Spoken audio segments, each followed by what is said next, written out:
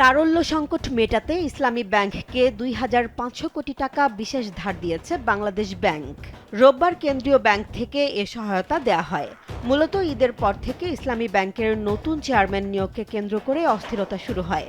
তার নিয়োগের বিরোধিতা করে সচেতন গ্রাহক ফোরামের ব্যানারে টানা কর্মসূচি পালন করছেন আন্দোলনকারীরা।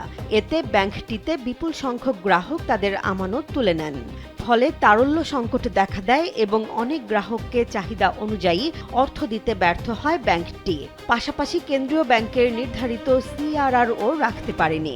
এ অবস্থায় গত সপ্তাহে ১০,০০০ কোটি টাকার তারল্য সহায়তা চেয়ে বাংলাদেশ ব্যাংকের কাছে আবেদন করে ব্যাংকটি। এর প্রেক্ষিতে ২,৫০০ কোটি টাকার সহায়তা দেয়া হলো। গত শুক্রবার বাজেট পরবর্তী সংবাদ সম্মেলনে গভর্নর মোস্তাফা মুর্শেদুল ইসলাম ইসলামী ব্যাংককে তারল্য সহায়তা দেওয়ার ইঙ্গিত দিয়েছিলেন। তিনি জানান, ইসলামী ব্যাংকের সংকট দ্রুত কেটে যাবে এবং আমানতকারীদের টাকা তুলতে কোনো সমস্যা হবে না।